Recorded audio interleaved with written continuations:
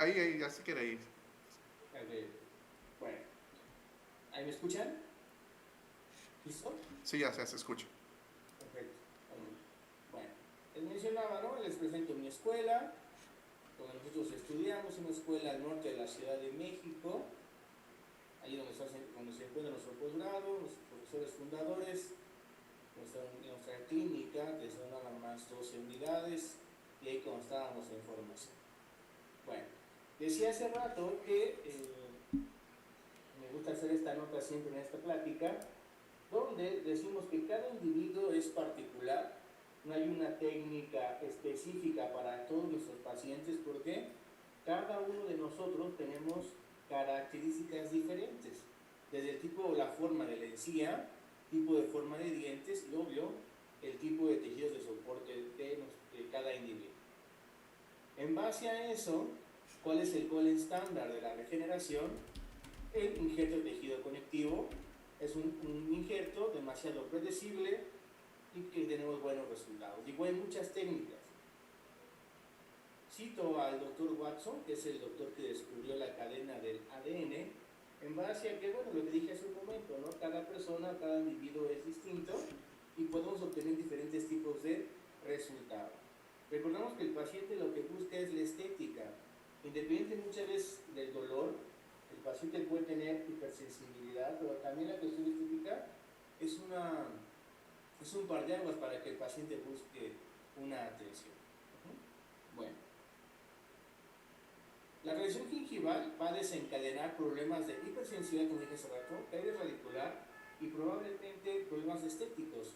Para corregir estos defectos, cubrimos las superficies denudadas de las raíces con procedimientos regenerativos. Lo que mencioné hace un ratito, es una de las diapositivas para que vayamos teniendo un seguimiento, que el paciente cada día, en su preocupación estética, él pide que cubramos esos defectos. Hoy en día hay muchas resinas o materiales que colocan en las raíces, pero eso nada más es momentáneo. Si colocamos este tipo de restauraciones en las raíces, lo único que estamos consiguiendo es que el tejido de la encía migre más hacia apical y el efecto cada vez se haga más grande. Entonces, yo les pido en lo posible hacer una interconsulta con el periodoncista, evaluar bien, diagnosticarlo bien y en lo posible no colocar este tipo de restauraciones, porque realmente no estamos ayudando mucho a nuestros pacientes. Desde 1938 se estableció o se definió la lesión gingival como el desplazamiento del tejido gingival marginal hacia la zona apical con el límite amelocementario. Vamos a ver cómo podemos diagnosticarlo y cómo podemos hacerlo predecible. Les mencionaba hace un momento, hay que ver las características de la encía de nuestro paciente. Muchas veces imaginamos que aquí no hay un defecto, pero cuando hacemos un sondeo encontramos que hay una pérdida de inserción de más de 4, de más de 5 milímetros, porque nos han enseñado como catecismo, a veces yo digo así en mis clases, de que si tenemos una encía insertada con puntilleo, rosa coral, significa que está sano, y eso muchas veces no es verdad. Ese tipo de defectos donde el colega le dice al paciente que nosotros podemos regenerar estos espacios colocando encía o colocando a veces algún injerto de hueso. Pero el paciente tiene una enfermedad periodontal, debemos de saber qué la está ocasionando. Si no sabemos el origen de la enfermedad, si no podemos diagnosticar bien, no podemos dar un plan de tratamiento. Otro paciente, dicen, bueno, tiene enfermedad periodontal, obviamente tiene profundidad de sondeo, pero hay que establecer las bases. Yo antes de operar a un paciente, tengo que entrar en una fase 1 donde debo de enseñarle a mi paciente cómo cepillarse bien, tener las medidas de higiene, ofrecerle más bien aditamentos para una mejor higiene bucal, después revalorar esos tejidos y ver si es candidato a una cirugía bucogingival o incluso una cirugía regenerativa. Entonces, la enfermedad periodontal hoy en día es algo muy, muy común. Después de la caries es la segunda enfermedad que más atendemos en el consultorio dental, y no necesariamente tiene que ser un periodoncista o un endoperiodoncista. El odontólogo de práctica general es el primero que evalúa a estos pacientes, porque la realidad es que los pacientes ya periodontalmente más comprometidos ya llegan, difícilmente llegan con un periodoncista de primera vez. El primero que lo va a evaluar es el dentista de práctica general, entonces debe tener a la mano una sonda periodontal, una sonda de Williams, que es muy fácil de leer, muy finita, y nos va a ayudar a saber las condiciones periodontales de nuestro paciente, y después ya sea hacer interconsulta, o si yo estoy capacitado, estoy entrenado para hacerlo, hacer el diagnóstico y el plan de tratamiento. Una fase 1 va a condicionar muy bien los tejidos, vamos a poder valorar si realmente podemos hacer una cirugía regenerativa o una cirugía microgingival, o lo remitimos a otra área de la odontología. Primer caso que vamos a ver, casos clínicos, y vamos a ir metiendo lo que es la literatura. Este paciente aparentemente era un caso muy simple. Tenemos este defecto aquí más o menos de 2 milímetros. Tenemos un frenillo aberrante que está sobre la encía insertada. Lo valoramos, nos pide el protesista cubrir esta parte con tejido blando. Lo valoramos, es una carilla de acrílico, una corona de acrílico provisional. El primer paso es, bueno, ya tomamos un injerto de tejido conectivo, vean el grosor más o menos de 2 milímetros. Damos las indicaciones de siempre al paciente, enjuagues con clorhexidina, gel de clorhexidina, hacemos el procedimiento como todo el tiempo. Esta es la finalidad, cubrir o desplazar esta encía hacia el margen gingival y cubrir el defecto. Pero a veces no evaluamos bien que ese colgajo se desplace muy bien y podemos llegar a tener un accidente. ¿Qué pasa cuando el paciente, después de que tú lo operaste, te manda una foto como esta? ¿Sabe qué, doctor? Estaba comiendo algo, se me desplazó el guarda y ahora pues no para el sangrado. Hay que ir a verlo, ¿no? Regresamos al consultorio y vean lo que después de 2 horas de cirugía el paciente regresa. En su momento lo único que hicimos fue lavar, no quitamos las suturas, sabíamos que eso iba a ser un fracaso. A los 4 o 5 días vean cómo se ve la sutura, se empieza a ver un proceso de necrosis. Hablamos con el paciente, hablamos con los papás del paciente y hacemos una reintervención. ¿Cuánto tiempo después de ese accidente, ese accidente? 3 meses después, revaloramos y volvemos a hacer el procedimiento quirúrgico. Dense cuenta, toda esta parte que ven ustedes aquí arriba, que estoy con la flechita, espero se vea eso, ese es lo que tiene nuestro paciente de encía. Toda esta zona es el injerto, el tejido que pusimos nuevo, la cicatriz del frenillo. Obviamente después el protesista tiene que hacer estos bordes, los tiene que recontornear para irle dando forma al margen gingival. Doctor, ¿sí me escucho bien ahí? ¿Sí escuchamos bien el audio? Sí, se escucha. Ok. Y bueno, así es nuestro paciente. Cuando lo mandamos con el protesista, ya el nivel de la papila interdental se ve bien, no hay una tronera, que también es importante. Muchas veces llegamos a cubrir el defecto mucogingival, pero nos quedan papilas achatadas, y entonces el paciente eso no le va a gustar. A partir de aquí, ya todo es trabajo del protesista. Obviamente, si tuviera una recidiva, bueno, entraríamos nosotros nuevamente a hacer el procedimiento quirúrgico. Pero vaya, a veces no necesitamos hacer casos tan complejos. Aquí el paciente empieza a tener hipersensibilidad para el premolar y para el canino. Y bueno, vamos a mostrar ese caso. Pero lo importante de saber el manejo de los tejidos gingivales. Vean este paciente de implantes, que muchas veces que está de moda ahorita la implantitis por todos lados, de repente esta pacientita, igual una joven, 22 años, tenía estos implantes, que en su momento a lo mejor ella estuvo contenta con eso, pero después ya no, buscó una interconsulta con nosotros. Esa era su prótesis original, vean, una prótesis de acrílico. No vamos a meterme en el tema de la osteointegración. El implante estaba más que atornillado en el hueso. Pero, ¿qué pasó ahí? Probablemente la persona que colocó esto no le dio la importancia a la encía insertada. Debemos de conocer qué involucra los tejidos de soporte del diente. No nada más es el hueso, es el ligamento, el apoyo alveolar, el cemento radicular, el hueso alveolar. Conocer los tejidos para saber manejarlos. La Asociación Americana de Periodoncia hoy en día ya nos da una nueva definición al periodonto. Incluso un autor de ellos, el doctor Linde, habla de un aparato de inserción. Un aparato de inserción que incluso se va adecuando conforme el paciente va madurando, va creciendo, se va adaptando a los diferentes estadios de nuestro paciente. Él nos dice que es una unidad funcional, biológica y evolutiva, e incluso yo podría decir una unidad adaptativa. Muchas veces, ¿cuántas veces dejamos una restauración, no sé, por arriba de la oclusión? Y el paciente a los 3 días se va adaptando a eso. Digo, no es que esté bien, pero el ligamento se va adaptando a esa nueva oclusión. Bueno, un poquito de histología. ¿Desde cuándo se forma ese ligamento periodontal? Desde que se está formando el diente, esas células quedarán alrededor de la raíz y van a dar origen al periodonto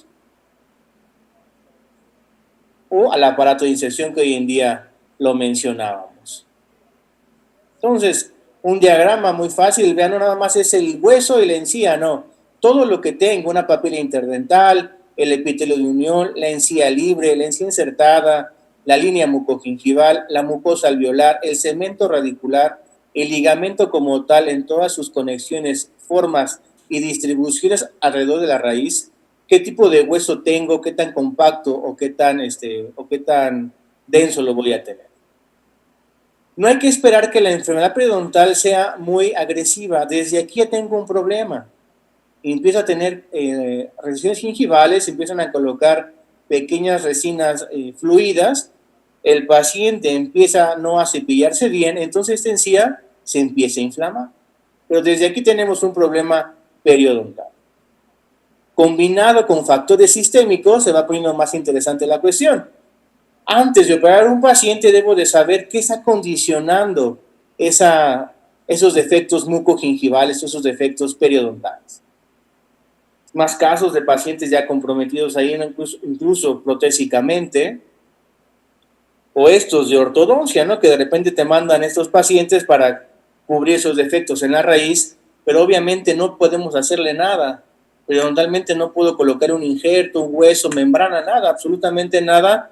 Tendríamos que hablar con el protesista, evaluarlo, hasta dónde podría colocar sus coronas y a lo mejor nos colocar ahí algún material que nos ayude a mejorar las condiciones del hueso, pero no vamos a cubrir esas raíces con nada, no hay manera.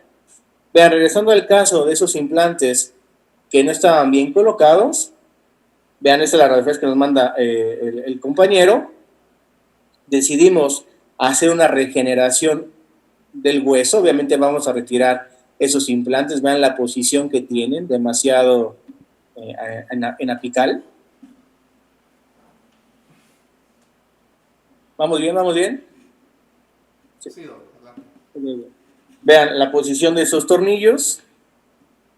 Los vamos a quitar. Vean, obviamente digo, no vamos a meterme en el tema del hueso, si está totalmente integrado. Colocamos una membrana de titanio, con refuerzos de titanio. La dejamos ahí 1 año y medio. Cuando la quitamos ya encontramos otra vez un hueso formado y ahí empezamos a fresar de nuevo. Eso es lo que pasa con los implantes. Esos implantes de repente que no tienen una encía insertada bien delimitada, presentan esto los pacientes, una mucositis. Entonces es muy complicado de repente regenerar estos pacientes porque no tengo hueso. Al momento de levantar el colgajo, vean cómo encuentro el titanio. Volvemos a hacer la misma técnica, hay que purificar o limpiar esta superficie de titanio, colocar un injerto de tejido conectivo, muy importante suturarlo lo mejor que podamos, que no quede ahí libre el injerto, hacer un desplazado coronal y cubrirlo. Vean, así estaba nuestro paciente y a los 20 días ya tenemos una nueva cantidad, una mejor calidad de encía insertada. Mi propuesta hubiera sido cambiar la corona, el paciente no quería hacer eso, el colega tampoco estaba en condiciones de retirarla, bueno, pero ya tiene un mejor sellado biológico. Así estaba el paciente con esta inflamación de la mucosa y hoy en día tiene encía insertada. Ok. ¿Cómo funciona el ligamento periodontal? Tiene la función de unir al diente con el tejido óseo del maxilar y la mandíbula y mantener la integridad de la superficie de la mucosa masticatoria de la cavidad bucal. Hay mucosa masticatoria que está en el paladar.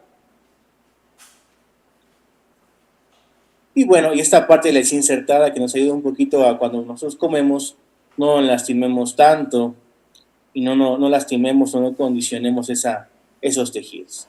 Importante, vigilar la parte blanca con la parte rosa, que haya un equilibrio. Vamos a ver el paladar. El tiempo es muy poco para hablar un poquito de la anatomía del paladar, que es muy compleja, pero vamos a ver de dónde tomamos estos injertos. Para este caso de este pacientito, bueno, hacer la diferencia, como ya se los mostré, entre la encía insertada y la encía libre. Eso es lo que vamos a desplazar. Abajo de esto vamos a colocar los injertos. Vamos a definir también cuál es un biotipo grueso y un biotipo fino.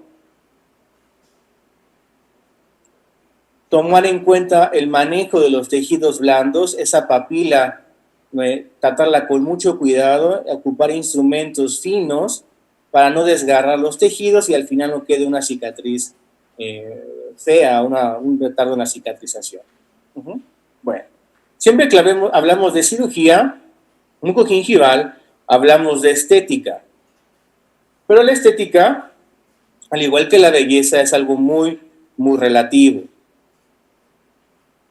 Es una cirugía plástica de importancia por el manejo de tejidos que vamos a hacer, por el riesgo que tenemos también para tomar el injerto. Hay que tener cuidado de dónde, cómo tomar el injerto, cuánto tiempo me voy a tardar haciendo ese desplazado del paladar, incluso cómo lo voy a suturar.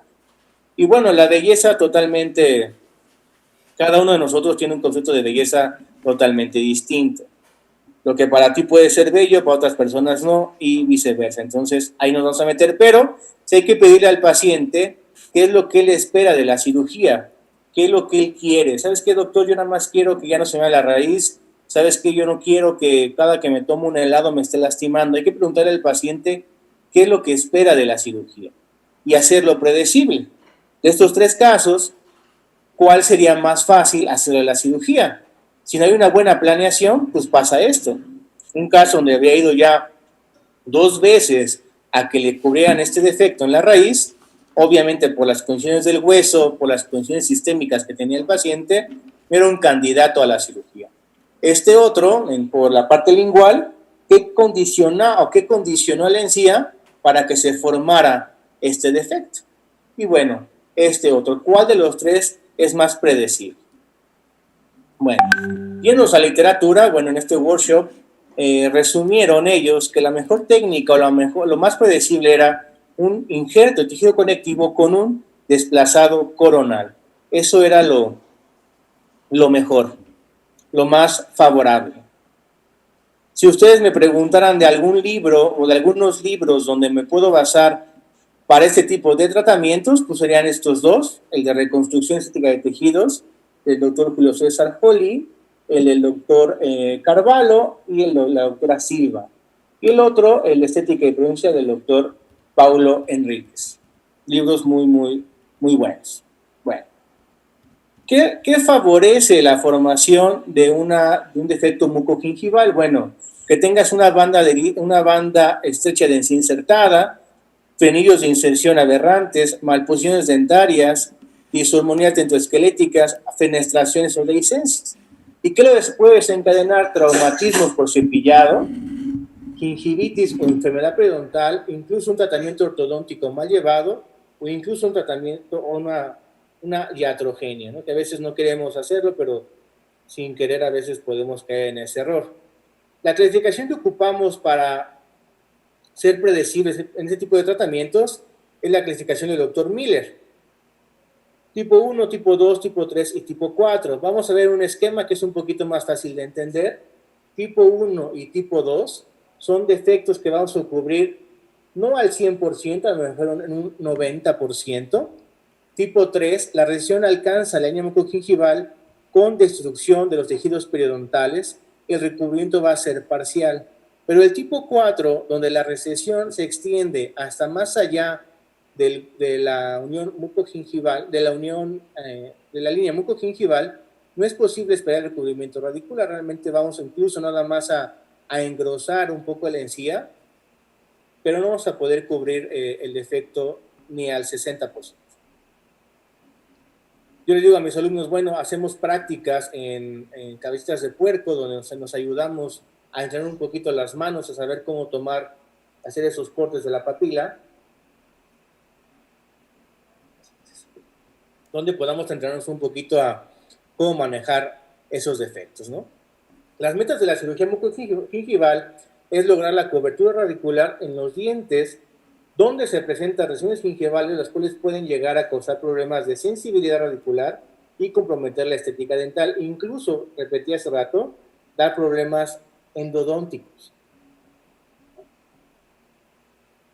Vamos a ver las alternativas. Incluso en este caso que les mostré ahorita, es una pacientita de 72 años, que en su momento sí fumaba mucho, nos ayudó un poquito a bajar al cigarrillo. Después la vimos después de 4 o 5 años, el injerto logró su objetivo, pero vean, la paciente después regresó a sus malos hábitos de higiene y bueno, otra vez tenemos ahí problemitas, pero el injerto estaba estable, porque a veces nos preguntan si hay una condición de edad. No, no hay ninguna condición de edad para hacer un procedimiento regenerativo. Bueno. Seguimos. Tenemos muchos tipos de injertos. El más común, el que a mí me gusta más, es el autoinjerto, que tomamos por bajos rotacionales o desplazados coronales. Autoinjertos blandos de la encía libre o de tejido conectivo. O también la técnica por ahí, el uso de injertos dérmico-celular, el famoso Alloderm, que también tiene sus indicaciones, ¿no? Bueno, vamos a ver el factor de cada uno de ellos. Vamos a irnos a la técnica. Como tal, el objetivo principal es regresar la estética al paciente. El doctor, en un trabajo del 2002 y del 2008, decían que el tipo 1 y tipo 2 eran los defectos más fáciles de cubrir. Veamos, ¿qué lo está causando la lesión gingival? Una inflamación, va a haber inflamación, puede haber una dehiscencia ósea y vamos a ver el espesor del tejido. El doctor Zucchelli nos dio la pauta para hacer el colgajo de reposición coronal. Entonces, desde el doctor Langer en el 85, decían lo mismo, ¿no? Empezaron a dar esa propuesta y al paso del tiempo se ha visto que ha sido la técnica más predecible.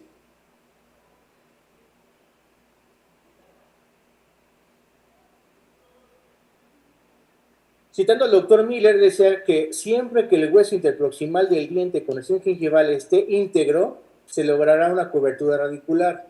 Eso es básico, sobre todo para defectos tipo 1 y tipo 2. Entonces, vamos a ver aquí un caso donde hicimos estos dos defectos al mismo tiempo, para este lateral y para este canino. Hicimos un injerto de tejido gingival, con un desplazado coronal, un injerto conectivo con desplazado coronal. Y desde hace un momento evaluar. Hay un artículo muy bueno que salió en el 2010 en la Revista Mexicana de Periodoncia. El autor fue el doctor Agustín Cerón y bueno, él hablaba de los biotipos, fenotipos y genotipos. A lo que vamos con esto, tenemos fenotipos biológicos que son celulares, microbianos y moleculares. Tenemos fenotipos de vulnerabilidad y genotipos de susceptibilidad. Fenotipos biológicos para cada uno de nuestros pacientes. tenemos fenotipos biológicos celulares, microbianos y moleculares, y fenotipos de vulnerabilidad. Digo, a lo mejor esto es clásico que vemos en nuestros pacientes que a lo mejor tienen una mala técnica de cepillado, pacientes que fuman más de un cigarrillo diario. Estos pacientes que son fumadores no son candidatos para ningún tratamiento regenerativo. Va a condicionar los resultados de nuestra cirugía. Factores locales que no favorecen al mejor resultado de mis tratamientos. Aquí tengo que hacer una interconsulta con el ortodoncista para que me ayude a colocar ese diente en mejor posición y después hacer mi tratamiento de fase 1 y a lo mejor con eso voy a bajar las condiciones inflamatorias y va a mejorar mucho mi paciente. Pero a veces no todo es problema del sarro, del cálculo, del biofil que tiene mi paciente, como estos casos. Este casito de una paciente de 60 años decía, bueno, ¿qué está pasando aquí para que tenga ese desplazamiento de esos dientes? Vea la encía cómo se ve brillosa, no hay ese puntilleo, tomamos una radiografía, ¿qué está pasando en ella o qué pasó en ella? Hizo que se perdiera toda esta cantidad de hueso. Investigando por ahí, el paciente tenía hábito del palillo, este palillo de madera durante muchos años y ya poco a poco fue desplazando esos dientes. Y ambos estaban vitales. Bueno, vean, las condiciones de cada uno de esos pacientes es importante, incluso condiciones de problemas de enfermedades un poquito ya más graves, problemas autoinmunes, manifiestan el tipo de enfermedades, pero no tengo que esperar que mi paciente esté así para yo como periodoncista empezar a actuar. Desde este momento yo debo de empezar a corregir. De nada créanme que va a servir colocar una resina fluida a mi paciente en esas zonas. El fenotipo como tal va a ser la manifestación y expresión de un genotipo. En biología y la ciencia de la salud se denomina fenotipo a la manifestación visible del genotipo de un determinado ambiente. Entonces, cada uno de nosotros, o hablando de América Latina, somos una mezcla de etnias, ¿no? Entonces, de repente, nuestros pacientes, ninguno se parece. Si no se parecen físicamente, pues sus dientes y su encía, mucho menos. También es importante evaluar en dónde vive mi paciente, a qué se dedica, en qué trabaja, qué es lo que hace en su día a día para saber cuál va a ser el mejor momento para yo intervenir.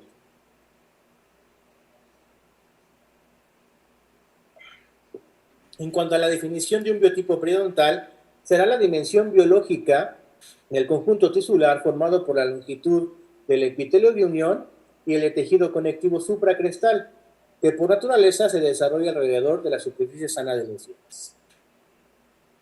Voy a adelantar un poquito por acá. Y bueno, aquí está la cita de este artículo. Repito, un artículo muy interesante para saber evaluar las condiciones de nuestro paciente, para saber la expectativa de estos casos quirúrgicos. Entonces repetimos, vean, si como individuos no nos parecemos, vean las papilas de un solo paciente. Según la literatura, ¿cuál será la mejor? Probablemente esta, pero esta tiene la misma importancia para mí y para el paciente.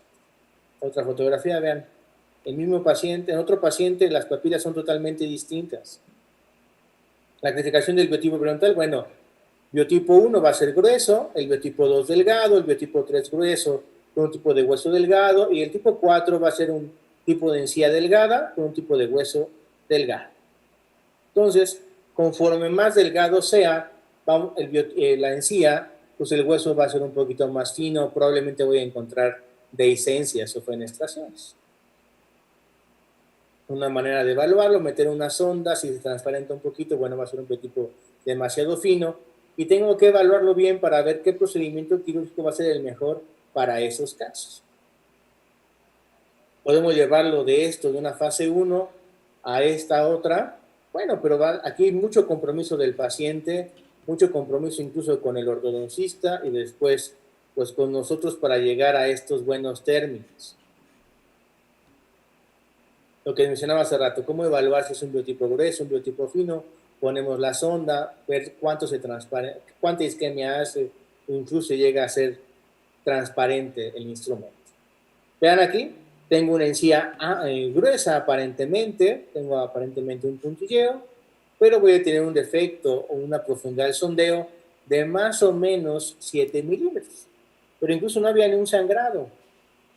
Desgraciadamente a nosotros nos mandan ya para limitar un poquito el daño, no tanto para, vaya, no hacerlo antes. Mi opinión siempre es con mis compañeros ortodoncistas, que son con los que más llego a trabajar. ¿Sabes qué? Si tiene un biotipo finito, un biotipo delgado, un hueso demasiado delgadito o ligera movilidad, mándalo primero con nosotros y después hacer la ortodoncia. Pocos son los casos donde lo llegamos a hacer así. Realmente la mayoría es nada más para ya resolver un poquito el problema que está ahorita, ¿no? La misma laminilla ahí, que queda un poquito más grande. También hay que medir qué tan gruesa está la encía para saber qué grosor tiene mi tejido. Puedo hacerlo igual con una sonda, a veces con una lima de endodoncia le pongo un topecito, obviamente anestesiado, para ver el grosor del tejido y saber cómo lo voy a manipular. Aquí fotos tomadas de un paciente, vean lo diferente que podemos encontrar en un solo paciente. Recordando un poquito cuál es la dimensión biológica, en promedio mide 2 milímetros, el epitelio del surco, el epitelio de unión, y donde empieza el tejido conectivo, el epitelio interno. La dimensión epitelial, ya repetimos hace rato, 2 milímetros. Hacer bien un periodontograma, hacer una buena ficha periodontal para que todos la podamos entender. Decía hace rato, les recomiendo una sonda de Williams, que es una sonda muy fácil de leer, una sonda muy fácil de interpretar. Saber sondear desde dónde vamos a tomar la medida, no acá. Saber leer esa sonda, saber cómo se fue formando ese tejido. Queda un poquito más claro cuánto miden estas estructuras. Ese lo vimos en la grama anterior. El biotipo es la expresión fenotípica de una estructura biológica, tal como son las proporciones del complejo diente y periodonto. Entonces, si yo sé manejar los tejidos periodontales, bueno, puedo hacer incluso una cirugía endodóntica y no hacer una liberatriz donde voy a lastimar más el tejido. Puedo desplazarme un diente más a la derecha, un diente más a la izquierda y puedo hacer mi procedimiento sin lastimar de más los tejidos blandos. Si no conocemos eso, pues poco nos va a importar y vamos a hacer este tipo de cosas, ¿no? El paciente me decía que cree que esa prótesis o esta curación que me hicieron, el material me quemaba el paladar, probablemente hicieron una curación directa. Otra pacientita que terminó perdiendo los dientes porque le decían que pues era más fácil colocar implantes, ¿no? Que hacer tratamientos endodónticos donde, bueno, seguramente tiene un proceso de necroesculpar, el doctor en su momento no supo llevarlo, diagnosticarlo correctamente y se hizo más fácil colocar implantes, ¿no? Entonces siempre me gusta relacionar lo clínico con lo que dice la literatura, o sea, en el libro nos muestran esto, pero en mi paciente va a ser difícil encontrarlo de esa manera, ¿no? La posición de las fibras. Un poquito más resumido el cuadro anterior, para si no había quedado claro, para irnos a las técnicas quirúrgicas. Entonces, todo paciente, sea güerito, sea morenito, si vive en México, vive en otra parte del mundo, pues la encía va a ser distinta. Incluso cuando somos bebés también, la encía tiene características distintas. Y mi paciente nos va a buscar para resolver este tipo de problemas, donde él ya no le gusta incluso ni cómo sonríe, no le gusta esta corona. Él pregunta, oye, ¿por qué se me ve la encía moradita después de que hicieron estas coronas? ¿Por qué se me ve esta encía cada vez más hacia abajo? ¿Por qué se me está yendo la encía? ¿Qué lo está condicionando? Y muchas veces luego nos vamos a la técnica de cepillado, no. Eso está muy ligado a un problema de oclusión, a un trauma oclusal, digo. No nos va a dar tiempo a hablar de eso, pero va muy ligado. Obviamente va a haber factores predisponentes como este frenillo aberrante, pero hay que evaluar qué lo está ocasionando para hacer el procedimiento quirúrgico. Si no sabemos si no sabemos la etiología, no vamos a tener un buen resultado. Regresará de nuevo. Vean, aquí igual un caso de orto que tenía recidiva, o hacemos un injerto para colocar mejorar las condiciones del hueso y que el ortodoncista vuelva a mover sus dientes, pero en unas condiciones óseas mucho mejor. Este pacientito, algo muy, a lo mejor no tan complicado, donde nos pedían que recuperábamos el cenit marginal, lo hicimos, colocamos un injerto aquí, quitamos despigmentamos esta parte de la encía, ahí con una fresita y con bisturí, y quitamos el frenillo porque también el paciente tenía una sonrisa alta, y bueno, con estas provisiones el paciente ya estaba contento, ¿no? Después de 7 meses le cambiaron sus póramos. Bueno, vamos con el injerto de más tiempo, el libre, vean, desde 1968 se usa. Después, en el 85, el doctor Langer fue uno de los primeros autores en describir el injerto de tejido conectivo subepitelial, donde, bueno, tiene mejores resultados estéticos. Después, el doctor Ratz, en el 85, nos habló de la técnica de túnel, que son las técnicas que vamos a hablar el día de hoy. Bueno, vean, tomamos el injerto del paladar, un injerto bilaminar. A veces podemos hacer una plantilla con la mismo cartón de la sutura. Vean el tamaño del injerto.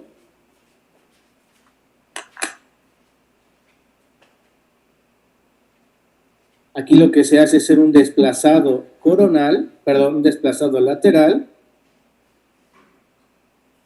Se quita bien, se descama con una hoja de bisturí, incluso puede ser con una fresita. Se va a rotar esta encía hacia el otro lado. Se estructura preferentemente con nylon 4 o 5 ceros, y el resultado, vean cómo queda, ¿no? Aquí el punto regenerativo, cómo va quedando. Así está el paciente y así termina. Y bueno, cuando vamos con un injerto libre o conectivo, vamos a ver de qué zona la vamos a tomar. Más o menos es de la parte lateral. Si es un conectivo, va a ser del lateral a la cara medial del primer molar.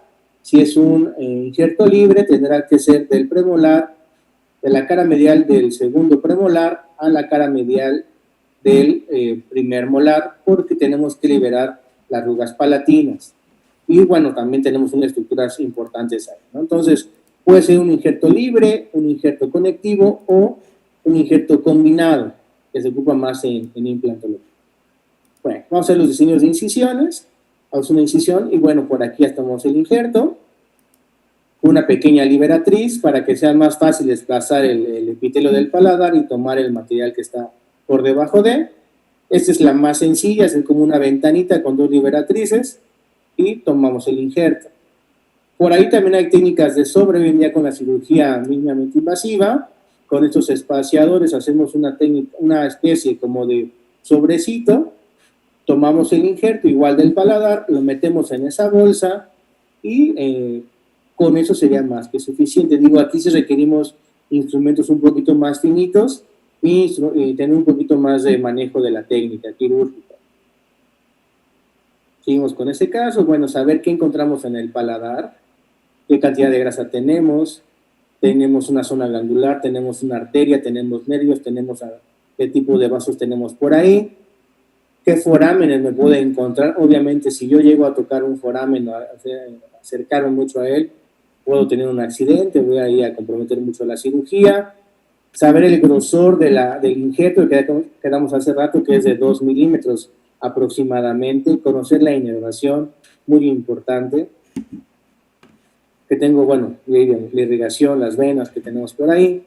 Sabiendo estas 4 cosas, pues más o menos sabré a dónde tomarlo. Pero también algo que me va a tomar una decisión importante: ¿qué tipo de paladar tiene mi paciente? Un paladar cuadrado, un paladar profundo o una zona edéntula, pues será más fácil tomar el injerto de esa zona. Repetimos hace rato, hacer una buena fase 1, hacer la técnica de anestesia, colocamos la plantilla. ¿Qué tipo de hoja de bisturí? Yo les recomiendo, en lo posible, una hoja 15C o una hoja de microcirugía de doble filo, o bueno, la más común, yo creo que todo el mundo lo conoce, una hoja 15, pero idealmente una 15C o esta de microcirugía. ¿Okay? Vean la diferencia, sí es importante la diferencia entre cada una de ellas. Marcamos el colgajo, nos ayudamos con un punto de sutura para ir levantando esto. Vean, tenemos que dejar la grasa, si es un libre, me tengo que dejar hasta la grasa. Si es un conectivo, bueno, exponerlo menos el hueso. para no tener un proceso lento de cicatrización. Más o menos 2 milímetros. En el otro voy a dejar una ventanita y voy por el tejido subepitelial. Vean, esto es lo que voy a ir en el conectivo y eso es lo que me llevaría en un libre. Está más detallado.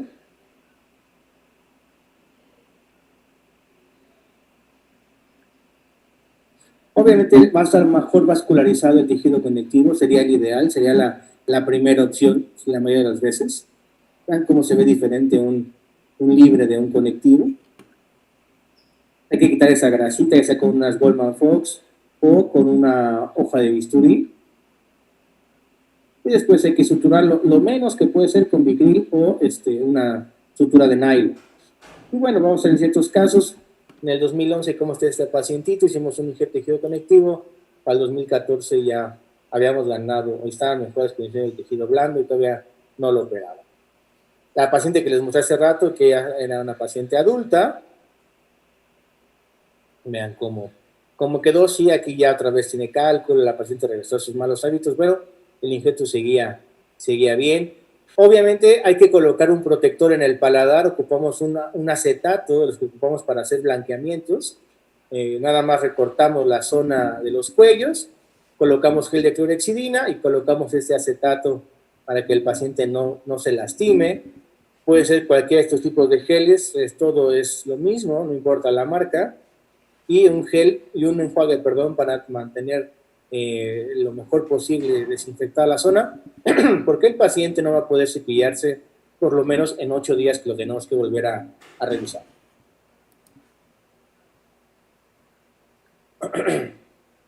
Bueno, hacer predecible el procedimiento quirúrgico, así que aquí sabíamos que por la tensión del hueso de este diente no íbamos a poder cubrirlo, sí, recordamos porque no había hueso interproximal. Si no hay hueso interproximal, o muy poco, no vamos a poder cubrirlo. Bueno, aquí después ya el doctor referido nos mandó la foto, donde efectivamente nada más logramos cubrir el canino, y vean, quedó todavía un defecto por ahí, no se cubrió el 100%. Vamos por este otro.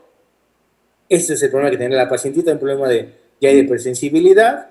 Hacemos un nuevo procedimiento, injerto conectivo más desplazado coronal, y aquí se veía la paciente a los 20 días. Otro paciente, que trabajamos los 2 dientes al mismo tiempo, medimos el defecto, colocamos el injerto ahí, lo suturamos. Aquí hicimos la prueba con diferentes suturas. Y bueno, vean, a los 30 días estaba la cicatrización del paciente. Y a los más o menos 2 meses, así es como nos quedó cubierto el defecto. Complicaciones, bueno, ya quedamos hace rato. Si el colgajo no se desplaza bien, o durante la ortodoncia, vean, este paciente tenía tratamiento de ortodoncia de mucho tiempo, se empezó a ir la encía hacia apical, o ya no le gustaba al paciente, obviamente. Hacemos una interconsulta con el ortodoncista, hacemos la cirugía mucogingival, y bueno, vean, de estar así, el paciente más o menos a los 2 meses, no es cierto, como mes y medio, porque se perdió el paciente después de la cirugía, vean, pudimos llegar a cubrir eso. Donde en la literatura está esta referencia, el creeping attachment, que nos habla de una migración que sufre el margen gingival en sentido coronal en los meses posteriores a la cicatrización. Una migración que se puede producir incluso hasta los 9 meses posteriores a la cirugía. Entonces, vean hasta dónde estaba el margen gingival y hasta dónde lo pudimos llevar. Pero esto solamente fue por las condiciones de la encía. Solamente fue haciendo el injerto de tejido conectivo. Entonces, se da siempre en nuestros pacientes. También hay que saber cómo es la cicatrización. A veces, cuando no estamos familiarizados con el manejo de la encía y vemos estos colores como blancos, el referido dice, no sabes qué, está necrosando, mejor fue un fracaso la cirugía. Pero no, mientras no haya dolor, mal olor, eso no se desplace, vamos bien. los tejidos están cicatrizando.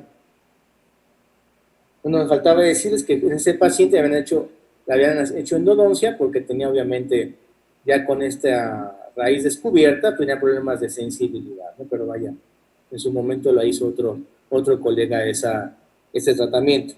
Esta paciente, digo, es el único caso que tengo así tan rudo, en el sentido que vean el tamaño de defecto. La paciente venía por una cuestión de prótesis, incluso de implantes. Yo le propuse primero ganar encía insertada para después colocarle los implantes o hacer algo más ahí. Eso fue en el 2010. Para el 2015 que yo la volví a ver, que le hice la cirugía, así estaba. Y obviamente, bueno, no sé si obviamente, pero la paciente para estas fechas ya no quiso hacer otra cirugía. Me dijo, ¿sabes qué? Mejor pónganme otra vez la férula. En su momento estaba yo trabajando en una clínica, le pusieron la férula, pero la paciente ya no quiso que le quitaran los dientes. Cuando en su momento ya quería, esto no le gustaba, pero es un solo caso. Entonces, donde sí se ganó mucha encía insertada, pero digo, nada más es el único caso que tenemos ahí, pero sí se logró cubrir pues más del 60%, sobre todo de los premolares. Aquí hago la cita, incluso aquí está el nombre de mi amigo, me dio esta foto, el doctor Oscar, donde decía, bueno, en alguna opción del paciente, a veces el paciente no quiere cirugía, no quiere que le coloques, no quiere que lastimes el paladar, pues ni modo, ocupamos esta resina, pero créanme que vamos a tener problemas porque esa encía va a seguir migrando hacia apical, entonces el efecto se va a hacer cada vez más grande, ¿no? Entonces, en casos donde esté expuesta la furca, se puede llegar a resolver, pero hay que evaluarlo muy bien. Otro caso de ortodoncia, vean, nos lo mandan para cubrir esa encía, esa raíz, perdón. Hacemos 2 procedimientos quirúrgicos. El primer objetivo es hacerlo amplio, hacer ese grosor, y después le pedimos al ortodoncista que mueva su diente, porque si no mete el diente un poquito más al arco, yo no puedo hacer otro procedimiento quirúrgico porque lo voy a perder. Esa encía que ya gané, voy a terminar perdiéndola. Entonces, convencemos al paciente a hacer ortodoncia de nuevo y vean, él solito metiendo un poquito más el diente al arco, el injerto que yo le puse va cubriendo esa raíz. Ahí vamos. Otro caso, vean, bueno, como decíamos hace rato, a veces el paciente no quiere que se lastime el paladar, y bueno, como opción, pues puede ser una membrana de colágeno, incluso si por ahí tienen un defecto, pues se pone un poco de hueso, pero quiero que observen cómo se ven esos casos, donde se colocan membranas. La encía, digo, sí se cubre el defecto, pero la encía se ve muy delgada, a diferencia que cuando se hace con un injerto de tejido conectivo. Digo, el defecto está cubierto, pero la encía, la mucosa está muy finita. Vean este otro caso que acabamos de hacer junto con un compañero.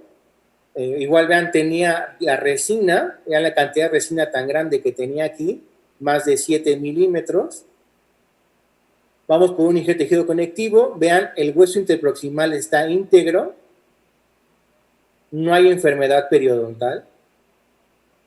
Así se ve a los 20 días de la cirugía, entonces no le podemos quitar los puntos todavía, y así está al mes y medio, donde ya logramos cubrir pues más del 90% del defecto que tenía el paciente, y bueno, la encía se va cicatrizando. Otra alternativa puede ser esta, la matriz, este material se llama Alodem, siempre respaldado en la literatura. Es lo mismo, vamos a utilizarlo como si fuera el injerto conectivo, lo vamos a hidratar con suero, incluso con ácido hialurónico, con sangre del paciente, lo colocamos, y bueno, vean, al ser un tejido blando, pues la calidad de la encía se ve mucho mejor. Aquí cómo se hacen las incisiones, para no sacrificar las papilas. Se desintoxica la raíz, se puede colocar ácido cítrico, se puede colocar, antes se ocupaba tetraciclina, se puede ocupar un gel que se llama Prep-Gel de Straumann, que es EDTA.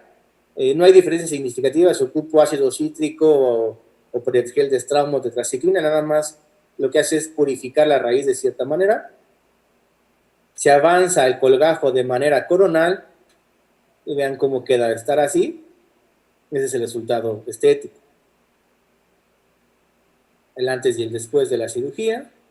Otro caso aquí de implantes, nuevamente, se ve ahí a la cuerda, bueno, se ve la translucidez del titanio, se hace una incisión como en sobre por ahí, se mete el material, y así es como les quedó.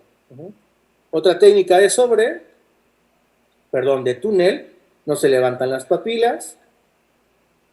Aquí está tomado la literatura, cómo se deben hacer los cortes para proteger esta zona, la parte de la papila, para no levantarla, no desgarrarla. Se va metiendo el injerto, parcialmente expuesto, se sutura y ese es el resultado. Queda una encía de mejor calidad en volumen y en grueso, ¿no? Otra técnica también puede ser propuesta por el doctor Zucchelli, el uso de Endogain, una melogenina. Vamos a ver qué tenemos aquí. Bueno, es lo mismo hacer vamos a levantar el colgajo de manera total, vamos a colocar el prep gel aquí sí en la raíz, bueno, porque es la técnica de Endogain para desintoxicar la raíz. Colocamos el material, me adelanto un poquito acá, que es una melogenina al 90%, se obtienen los botones dentales porcinos no erupcionados, se va a colocar, se acondiciona con el EDTA al 24%, se puede ocupar incluso también, o se ocupa también para defectos de una, máximo 3 paredes. Y bueno, la técnica del Dr. Zucchelli, junto con esta membrana que también ocupan ellos de la marca Straumann, digo, no es comercial, siempre repito en mis clases o donde yo tengo la oportunidad de participar, digo, hay que ocupar los materiales para saber dar una opinión de ellos, ¿no? Bueno, se coloca la membrana, se coloca el Endogain, tomado totalmente de la página de Straumann, vean el tipo de incisiones, se coloca la membrana, se hidrata ahí con el Endogain y se sutura. Vean, estos son casos totalmente del doctor Zucchelli y vean cómo queda, ¿no? Al día de hoy yo no tengo ningún caso con Endogain, pero me parece importante mencionarlo. Y bueno, actualmente estamos trabajando con este material, cito este artículo, hecho ahí en la facultad con otra compañera. Yo estoy actualmente trabajando con este ácido hialurónico.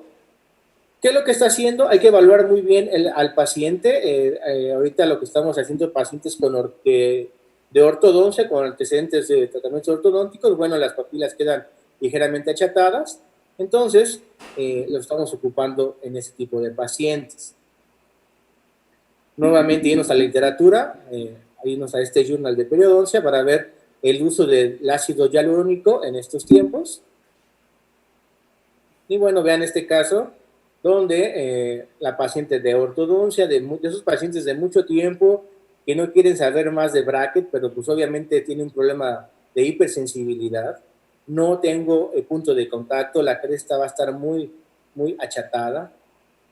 Esa es la presentación del ácido hialurónico que ven al 3%. Lo colocamos en la papila y vean, a los 8 días ya tengo una disminución del tamaño de ese defecto. Aquí lo importante es hacer una interconsulta con el ortodoncista y saber, o hablar con la paciente y dices, bueno, o te es ortodoncia de nuevo para hacer un punto de contacto o protésicamente hacer un punto de contacto por ahí. Y tomado inmediatamente después de la colocación el aumento que teníamos con esa paciente. Un caso de implantes que llegó por ahí, el implante estaba bien puesto, estaba parcialmente expuesta a esa cuerda, lo colocamos y bueno, una estabilidad a los 4 meses después de haber colocado el ácido hialurónico en esta zona. Digo, lo ideal hubiera sido hacer un efecto conectivo, la paciente no accedió a eso y bueno, propusimos lo del ácido hialurónico. Y ya para terminar, bueno, como resumen otra vez de la técnica ideal, en su momento podemos hacer intervenciones múltiples. Vean, dos defectos unidos. Hacemos la evaluación de la calidad y cantidad de insertada. Ahí está nuestro injerto que tomamos. colocamos el injerto conectivo, desplazado coronal, parcialmente expuesto, y vamos a ver los tiempos de cicatrización a los 8 días después de la cirugía. Repito, si se ve blanco es normal, está granulando, no hay que tener miedo de eso. Si se viera morado, azul, como color azuloso, hay que retirar el material, está necrótico. 15 días después, vean cómo esas zonas que eran blancas se están diferenciando al color de la encía. 25 días después ya se va viendo mejor. Y aquí a los 40 días ya tenemos un tejido más estable. 60 días después de la cirugía, ya prácticamente 2 meses. Bueno, así estaba nuestro paciente y así terminó. Pero más, eso es bueno. Lo que les traté de compartir un poquito, digo, 1 hora es muy poco tiempo, pero traté de hacerlo lo más digerible posible. Tengo esas opciones, ¿no? Un injerto libre, que es un injerto conectivo, una membrana Alodem o puede ser una resina. ¿Qué sería lo mejor para este paciente? Nos vamos por el conectivo. Vamos viendo la cicatrización a los 8 días, cicatrización a los 20 días, cicatrización a los, aquí le puse 1095 días, pero me parece que son 3 años el tiempo que, no, 4 años el tiempo que lo hizo el paciente. Entonces vean la estabilidad de los tejidos. Obviamente yo en su momento le pedí al paciente que fuera con un ortodoncista para corregir la malposición dental. En su momento no lo hizo, ya tiene 3 años de esta cirugía, pero 4 años de seguimiento y el paciente estaba bien. Bueno, por mi parte es todo. Muchas gracias por su atención, muchas gracias al doctor Tomás por la oportunidad. Pues mi nombre es Luis Cabrera, para la gente que me quiera seguir ahí en redes sociales, me encuentro como Luis Cabrera con cada kilo. Tenemos ahí una academia que se llama ECO, igual ahí en Facebook. Y bueno, agradezco a todos su atención y al doctor Tomás por esta invitación a participar con ustedes en su universidad. Buenas noches. Gracias doctor, muy buena la plática. No sé si tengan alguna pregunta, no nos han enviado ninguna pregunta, pero pues le agradecemos. Digo, tuvimos ahí un inconveniente del video, pero le agradecemos y le mandamos un fraternal saludo hasta la Ciudad de México y no sé si quiere agregar usted algo más, estamos por finalizar. No, pues si no hay alguna pregunta o si por ahí hay algo que quedó alguna duda o no sé, cualquier cosa, cualquier duda, cualquier comentario, incluso me pueden mandar un mensaje ahí a mi Facebook y pues créanme, ahorita que estamos en cuarentena, pues tenemos mucho tiempo libre, entonces adelante compartir con los amigos de su universidad, doctor. Sí, ok, y nada más la doctora Melba le agradece la presentación, muy interesante, y pues no nos queda más que agradecerle y invitarlos al próximo jueves 16 de febrero a las 8 de la noche, que tendremos al doctor Suriel Rodríguez Ortega con el tema ¿qué opina la pulpa del recubrimiento pulpar? ¿Sí? Bueno, también nos dice el doctor Giovanni Misael. Muchas gracias, doctor, estuvo muy interesante. La doctora Flor Giovanna Prado nos pregunta ¿cuántos dientes se pueden tratar como máximo? Como máximo podemos llegar a cubrir tres defectos. También hay que ver el tamaño del injerto conectivo para que sea viable, porque si lo hacemos demasiado grande, podemos terminar con una necrosis. Entonces, máximo tres dientes. Pero acuérdense que lo importante es ver la condición del hueso interproximal. Eso va a ser un par de aguas para ser predecibles en el tratamiento. Si tienes un hueso interproximal estable, o sea, me refiero alto, tu cirugía va a ser buena. Nada más va a depender si es un biotipo fino o delgado, si metes un injerto conectivo o un injerto libre o incluso el aloder. O incluso también poder ocupar, dar la oportunidad al endogame, que hacer un tejido fluido, pues es un poquito más fácil su manipulación. Sí, también el doctor por medio de Facebook, Jaime David González, me dice muy bueno, muchas gracias, felicidades doctor. Y bueno, tenemos una buena interacción. Y bueno, como le digo doctor, no me queda más que en diplomados del Instituto de Abstracción Ontológica de la Laguna, perdón, de la península, agradecerle su presentación y muchas gracias. Muchas gracias doctor y pues espero verlo pronto por allá.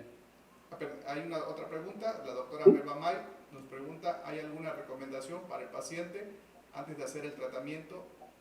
¿Alguna indicación en especial antes de hacerlo?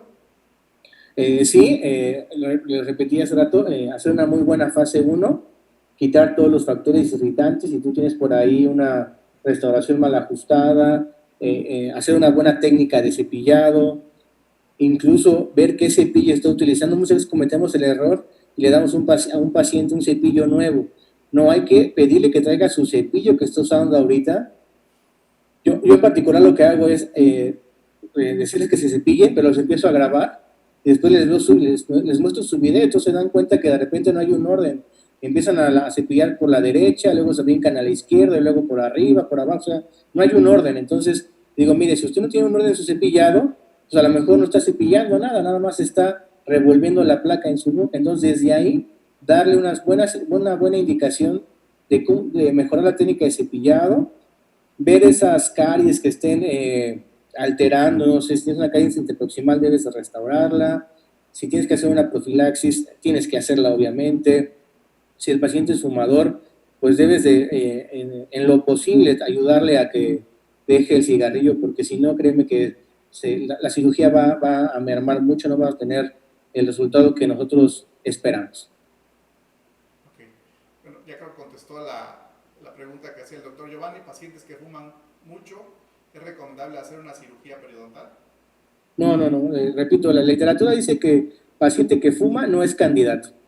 Digo, ya a lo mejor si el paciente de fumarse 10 le baja a 2, dices, bueno, si lo mantienes 2 meses en fase 1 y mantiene con esa conducta, adelante, da el siguiente paso. Y yo siempre lo digo así a mis alumnos, es que si no hacemos énfasis en eso, cuando fracase la cirugía, el paciente nos va a culpar a nosotros, ¿no? Es que, ¿sabe qué? Pues es que usted nunca me dijo que no podía fumar.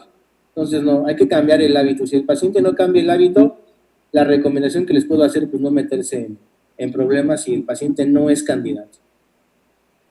Ok, la doctora Ivette Valencia dice, buenas noches doctor, muy interesante su tema. Tengo una duda, ¿hasta cuántos días se tiene que quedar la sutura? La sutura, bueno, hoy en día ocupamos el nylon lo retiramos más o menos a los 20 días. 20 días quitamos el nylon, recordando ocupar por lo menos 5 ceros. Si puedes ocupar 6, 7 ceros, mucho mejor. Ok, la doctora Flor Giovanna Prado nos dice, gracias doctor y muchas gracias por compartir tan interesante tema.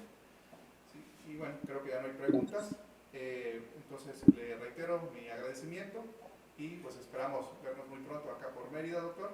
Le mando un fuerte abrazo. Muchas gracias. Muchas gracias, doctor. Muchas gracias a todos los doctores por sus preguntas, por su interacción. Muchas gracias también aquí al doctor Iván Vera, que nos dice saludos. Pues, saludos, amigo. Ya alguna vez nos conocimos en algún foro. Espero volver a coincidir y hablar de la relación perio-prótesis. Echamos un buen round por ahí. Siempre es padre compartir con los amigos. Y bueno, repito, agradezco al doctor Tomás por la invitación y a su universidad, al instituto y a todos los que hicieron el favor de conectarse. Pues hay que cuidarnos en este tiempo de cuarentena.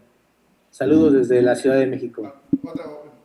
Están mandando otra pregunta, doctor. Sí, Doctora María Hidalgo dice, doctor, tengo una duda. He visto algunas publicaciones sobre tomar encía y cubrir el diente que se encuentra a un lado. ¿Qué opina de esto? No sé si me doy a explicar. O sea, tomar encía, no, o sea, pero ¿cómo tomarla? ¿Nos puede hacer ahí la...? ¿No dice? Tengo una duda. sobre tomar encía y cubrir el Ajá. diente que se encuentra a un lado. Sí, a lo mejor ella está hablando de Desplazado, ¿no? de hacer de rotar un colgajo. Exactamente. Sí se puede hacer, como el primer caso que les mostré de cómo rotar un colgajo, sí se puede hacer, pero ahí tienes que evaluar muy bien que sea un biotipo grueso. Si es un biotipo fino, no va a ser una buena alternativa. Vas a terminar con dos defectos ahí. Si el biotipo es grueso, les recomiendo mucho ese artículo, el doctor Agustín Cerón, ahí, biotipos, fenotipos y genotipos, está ahí. Si no, la gente que le interesa el artículo, mándenme un mensaje por Facebook y yo les hago llegar el artículo y créanme que es un artículo muy, muy bueno. Y no nada más para perio, sino para prótesis, ¿no? Saber elegir el tamaño y forma de las coronas y la parte de la rehabilitación. Ok. ¿Sí? Entonces ya creo que no hay otra. Entonces, muchas gracias, doctor, y nos vemos próximamente. Saludos, Doc, y pues les quedé ahí la foto. No sé qué pasó con mi cámara, pero a la Perfecto. próxima. Escuchamos que fue lo bueno. Saludos, mi Doc, muchas Muchas gracias, gracias. hasta luego. Un abrazo. Sale. Hasta luego, muchas gracias. Hasta luego. Y pues les agradezco su atención y nos vemos el próximo jueves. Como les dije, el tema sería ¿qué opina la pulpa del recubrimiento pulpar? Con el doctor Suriel Rodríguez Ortega de la ciudad de Oaxaca, el jueves 16 de febrero a las 8 de la noche. Y bueno, Diplomados YAO le agradece su atención y nos vemos el próximo jueves.